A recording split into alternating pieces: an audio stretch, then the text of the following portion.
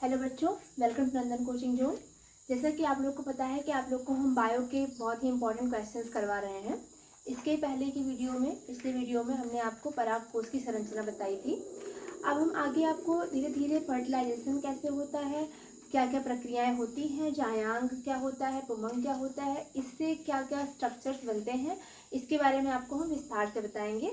चलिए शुरू करते हैं आज का टॉपिक। बच्चों, हमारे साथ वीडियो के एंड तक जुड़े रहिए, वीडियो पूरा देखिए। आपके एग्जाम के लिहाज से बहुत ज़्यादा इंपॉर्टेंट है और इसमें कम से कम जितने पॉइंट्स लिखे हुए हैं उतने क्वेश्चंस आपके प्रिपेयर हो जाएंगे, इट्स माय गारंटी। ओके, तो अब शुरू करते हैं, वीडियो को एंड तक देखिए हमारा टॉपिक है फर्टिलाइजेशन। फर्टिलाइजेशन समझने के पहले हमको समझना पड़ेगा कि फर्टिलाइजेशन में होता क्या क्या है, टॉपिक्स उसमें प्रोसीजर्स क्या क्या होते हैं, परिघटनाएं क्या क्या होती हैं।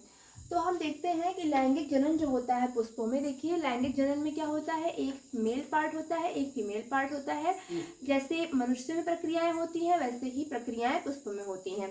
तो लैंगिक जनन में एक नर पार्ट होता है, एक मादा भाग होता है। इसमें 3 तरह की प्रक्रियाएं होती हैं। एक घटना जो निषेचन के पहले होती है, एक होता है हमारा इंपॉर्टेंट चीज निषेचन, जिसके बारे में हमको पढ़ना है, और निषेचन के पश्चात भी कुछ घटनाएं होती हैं। बच्चों, सबसे पहले हम जानते हैं कि निषेचन के पूर्व क्या घटनाएं होती हैं। निषेचन के पूर्व होता क्या है, पुंकेसर होता है और स्त्री केसर होता है। पुष्प का इंपॉर्टेंट पार्ट हमने अपने पहले वीडियो में बताया है कि पुष्पों में मुख्य भाग कौन कौन से होते हैं। वास्तविक चक्र और काल्पनिक चक्र के बारे में मैंने बताया था आप लोग को। फर्स्ट वीडियो देखिए, आप लोग को समझ में अच्छे से आएगा। ये होता है एंडोसियम, ये होता है गाइनोसियम, मतलब पुंकेसर और स्त्री केसर। पुंकेसर कई इकाइयां मिलकर पुमंग का निर्माण करती हैं, ठीक है। अंडक की कई इकाइयां मिलकर स्त्री केसर का निर्माण करती है, हमने आपको फर्स्ट वीडियो में बताया है बच्चों। अब पुंकेसर से क्या क्या प्रोसेसेस होती हैं देखते हैं। सबसे पहले लघु बीजाणुधानी का निर्माण होता है, फिर उसके बाद लघु बीजाणु जनन की प्रक्रिया होती है, फिर लघु बीजाणु बनते हैं। आप लोगों को मानव जनन तंत्र या आपने सुना होगा, ऐसे ही मनुष्यों में मेल में स्पर्म पाए जाते हैं। ये समझ लीजिए पुष्पों के स्पर्म बनने की घटना बताई जा रही है। तो उसके बाद में स्त्री केसर में क्या होता है, जैसे इसमें पुंकेसर में लघु बीजाणुधानी बनती है, वैसे इसमें गुरु बीजाणुधानी बनती है। Sporophyte and mega sporophyte. Okay, फिर गुरु बीजाणु जनन होता है, भ्रूण कोश की संरचना बनती है जो कि बहुत ज्यादा इंपॉर्टेंट है, या उसे मादा युग्मकोद्भिद भी कहते हैं। ये इतनी प्रक्रियाएं कब होती हैं बच्चों, निषेचन के पहले होती हैं इतनी प्रक्रियाएं, ठीक है। अब देखते हैं हम, फिर उसके पश्चात निषेचन या द्विनिषेचन होता है, जिसको हम आगे डिस्क्राइब करेंगे। अब निषेचन के पश्चात कौन कौन सी घटनाएं होती हैं। सबसे पहले युग्मनज बनता है, युग्मनज का मतलब जायगोट बनता है। फिर उस भ्रूण पोष का निर्माण होता है, ये स्टेप वाइज प्रोसेस होती है, लाइक दिस। भ्रूण पोष का निर्माण होता है, भ्रूण पोष से भ्रूण का निर्माण होता है, भ्रूण से बीज का निर्माण होता है और बीज से फल का निर्माण होता है। ये इतनी प्रक्रियाएं एक पुष्प के अंदर होती हैं।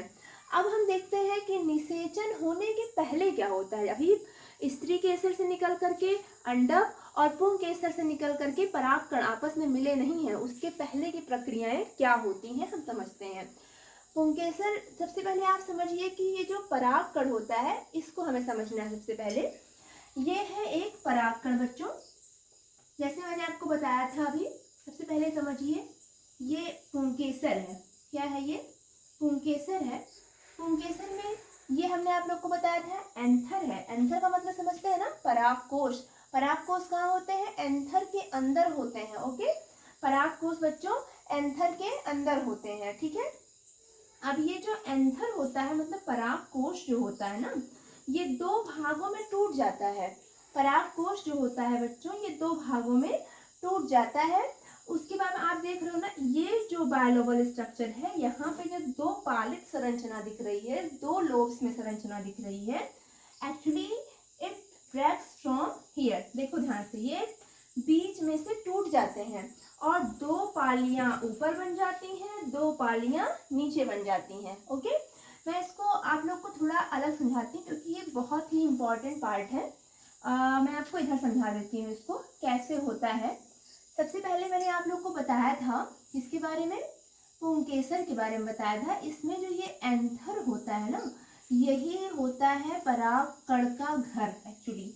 तो पराग कोश में जो होता है बायलोब स्ट्रक्चर होती है बच्चों, ठीक है। कैसी स्ट्रक्चर होती है? बायलोब स्ट्रक्चर होती है। अब ये समझ लीजिए कि बीच में से टूट जाते हैं, लाइक दिस, टूट जाते हैं बीच में से। अब जो ये 2 लोब्स की स्ट्रक्चर थी वो संरचना कुछ ऐसी हो जाती है, ऐसी संरचना कुछ हमारे पास बन के निकलती है बच्चों, कुछ इस तरह से, ठीक है। इनमें जो है 4 स्पोर्स बनते हैं और ये संरचना पुनः आकर के इस स्ट्रक्चर में कन्वर्ट हो जाती है, जिसे हम कहते हैं लघु बीजाणु धानी। जिसे हम क्या कहते हैं बच्चों? लघु बीजाणु धानी। मतलब ये हमने किया क्या? हमने ये पराग कोश को तोड़ा है, मतलब पराग कोश का हमने स्फुटन किया है, पराग कोश का स्फुटन हुआ है, मतलब वो टूट गया है। जब वो टूटा तो बीच में से टूटा तो 4 तरह के स्ट्रक्चर बनी। अब आप देख सकते हो ध्यान से, यहाँ से ये स्ट्रक्चर बने जिसे कहते हैं लघु बीजाणु धानी। अब इसी लघु बीजाणु धानी में क्या होगा? लघु बीजाणु जनन होगा। क्या होगा इस लघु बीजाणु धानी में? लघु बीजाणु जनन होगा, जिसके पश्चात लघु बीजाणु यानी कि स्पोरोफाइट्स का निर्माण होगा। ओके, तो सबसे पहले हमको जानने वाली चीज ये है, बहुत ही इंपॉर्टेंट चीज जानने वाली है कि लघु बीजाणु के अंदर संरचनाएं कौन कौन सी होती हैं। देखिए, ये इसको जब हम इसका कोई एक लोब ले लेते हैं, कोई एक लोब, और उसको हम डिस्क्राइब करते हैं, तो सबसे पहले हमको क्या दिखाई देती है? एक बाह्य त्वचा। जो ये लेयर गई है ना बच्चों, ये बाह्य त्वचा है इसकी, जैसे हमारी स्किन होती है ऐसे ही लघु बीजाणु धानी की भी स्किन है, बाह्य त्वचा है, ठीक है। और उसके बाद क्या होता है? इसमें एक ऐसी उंगलियों की तरह संरचना दिख रही है जिसे कहते हैं अंतःस्थितियम। क्या कहते हैं? अंतःस्थितियम कहते हैं। और बीच में ऐसे घुंघरू की जैसी स्ट्रक्चर्स दिखाई दे रही है जिसे कहते हैं मध्य परत। और आपको ये एक पिरामिड की तरह संरचना दिख रही होगी ना, यहाँ पे संरचनाएं बनाई हुई है ना, इसको हमने डिस्क्राइब किया है, टैपिटम कहते हैं इसको। सबसे ज्यादा इम्पोर्टेंट क्या होता है? टैपिटम ही होता है लघु बीजाणु धानी के अंदर। बाह्य त्वचा क्या करती है? इसका स्ट्रक्चर बनाती है। मध्य परत क्या करती है? पराग कोश के स्फुटन में सहायता करती है। अंतःस्थितियम क्या करती है?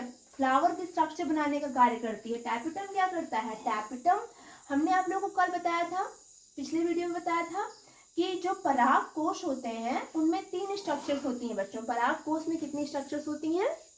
3 होती हैं। एक्साइन, इंटाइन, मतलब 3 तरह की स्ट्रक्चर्स थी, बाह्य चोल और अंतःचोल। बाकी तो कोशिकाएं थी, कायिक कोशिका, जनन कोशिका। तो जो ये टैपिटम होता है ना, इसे जो बाह्य चोल होता है उसके बाहरी परत जो होती है वो किससे बनी होती है? स्पोरोपोलेनिन से बनी होती है। मैंने पिछले वीडियो में बताया था। तो जो टैपिटम होता है यही सेक्रीट करता है, एक्चुअली यही बनाता है किसको? स्पोरोपोरेलिन को यही बनाता है टैपिटम लेयर। ओके, और उसके बाद में क्या होता है? यही टैपिटम लेयर जो 2 तरह की कोशिकाएं बनती हैं, कायिक कोशिका और जनन कोशिका, उनके निर्माण में भी सहायक होता है। जनन कोशिका और कायिक कोशिका, इन दोनों कोशिकाओं के निर्माण में सहायक होता है कौन? टैपिटम सहायक होता है। तो आप समझ गए होंगे ना टैपिटम कितना ज्यादा यूजफुल है, लघु बीजाणु धानी बनती है। अब इस लघु बीजाणु धानी में आप देख रहे हैं 4 स्पोर्स दिख रहे हैं बच्चों। यही चारों स्पोर्स अलग अलग होकर के 4 खंडों में टूट जाते हैं, लाइक दिस। 4 खंडों में ये चारों स्पोर्स टूट जाते हैं और किसका ये प्रक्रिया कहलाती है? लघु बीजाणु जनन। ये प्रक्रिया लघु बीजाणु जनन कहलाती है और इन्हें हम लघु बीजाणु कहते हैं, मतलब स्पोरोफाइट कहते हैं बच्चों। इन्हें हम क्या कहते हैं? स्पोरोफाइट कहते हैं। ये संरचना हमारी जितनी यहाँ से लेकर के जो ये संरचना मैंने आप लोग को समझाई है, ये पूरा किसके बारे में बताई है?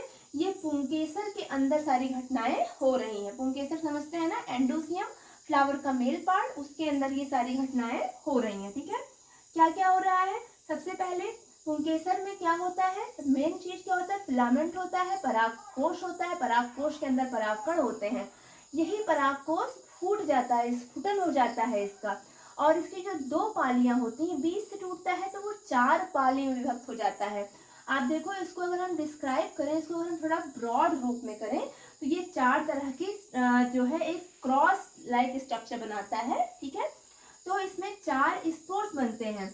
इसका मैंने यहाँ वर्णन किया है, ये इसका मैंने एक लोब लेकर के यहाँ समझाया है, अंतःस्थिशियम होता है, बाह्य त्वचा होती है, टैपिटम होता है जो कि बहुत ही इंपॉर्टेंट है, और मध्य परत होती है बच्चों, ठीक है, मध्य परत होती है। टैपिटम क्या बनाता है? स्पोरोपोलिन बनाता है। इसके बारे में मैंने पिछले वीडियो में बताया है। ये एक ऐसा पदार्थ है जो प्रतिरोधी होता है।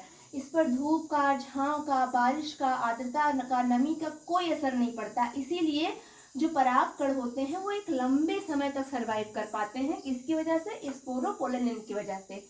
और दूसरा चीज क्या करता है? जनन कोशिका और कायिक कोशिका के निर्माण में सहायता करता है। कौन? टैपिटम, ठीक है। अब इसके पश्चात क्या होता है? जो इसके चारों स्पोर्स हैं वो अलग हो जाते हैं और चतुस्क का निर्माण करते हैं, टेट्राड का निर्माण करते हैं, जिन्हें हम स्पोरोफाइट या लघु बीजाणु कहते हैं। ये पूरी प्रक्रिया हो गई पुंकेसर के बारे में। अब हम समझते हैं स्त्री केसर। स्त्री केसर में क्या होता है बच्चों? इसको हम जानेंगे अगले वीडियो में। ओके, अब आप जो है अगला वीडियो का वेट करिए हमारा। अगले वीडियो में आपको हम बताएंगे कि स्त्री केसर में संरचनाएं कैसे बनती हैं। Thanks a lot.